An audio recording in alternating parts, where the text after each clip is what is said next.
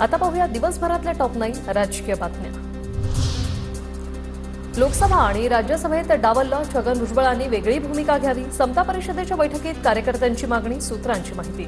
तर भुजबळांनी नाराज नसल्याचं सांगितलंय, पण कार्यकर्त्यांची चर्चा करेन, पडळकरांची प्रतिक्रिया। नारायण राणेंच्या विजयासाठी घरोघरी पैसे वाटल्याचे व्हिडिओ समोर, खासदार संजय राऊतांचा आरोप। कोकणातील जनता बिकाऊ आहे असा आरोप राऊतांना करायचा आहे का? कोकणातील जनतेवर सौदेबाजीचा आरोप करणारे संजय राऊत कपाळ करंटे आहेत। पैसे वाटपाच्या राऊतांच्या आरोपाला नितेश राणेंचं प्रत्युत्तर। शिवसेना संपवण्याची भाषा करणाऱ्यांना अनेकदा कशी माती खावी लागली हे कोकणाच्या जनतेला माहीत आहे। शिवसेनेने राणे कुटुंबास तीनदा धूळ चारली, सामनातून नारायण राणेंवर हल्लाबोल। बच्चू कडू वसुलीबाज, नवनीत राणांच्या पराभवासाठी त्यांना मातोश्रीवरून रसद मिळाली। खोक्यांसाठी बच्चू कडू शिंदेंसोबत आले, रवी राणांचा गंभीर आरोप। तर 20 जागा लढवणार असल्याचं सांगत बच्चू कडू महायुतीला ब्लॅकमेल करत आहेत, रवी राणांचा बच्चू कडूंवर आरोप।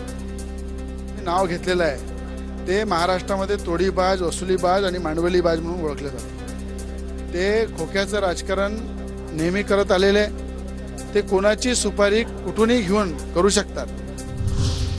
4 आयोगानं सांगितलं, मराठ्यांना ओबीसीतून आरक्षण देता येणार नाही, तसं झाल्यास आंदोलन करणार, छगन भुजबळांचा इशारा। त्यापूर्वीचे 4 आयोग जे होते, जे हायकोर्ट जस्टिसच्या अध्यक्षतेखाली, त्यांनी नाही सांगितलं, सुप्रीम कोर्टाने नाही सांगितलं। मी तुमच्याबरोबर आंदोलनाला उतरतो।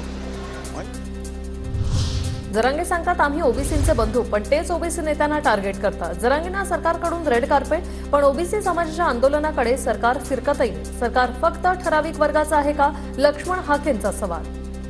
जरांगे साहेबांना जे शासनामार्फत रेड कार्पेट घातलं जातं आणि ओबीसीच्या आंदोलनकर्त्यांची एक साधी दखल सुद्धा इथलं शासन घेत नाही, विरोधी पक्ष घेत नाहीत, मुख्यमंत्री सगळ्या पक्षाचे प्रमुख घेत नाहीत। या प्रश्नाचे उत्तर आम्हाला शासनाकडून पाहिजे।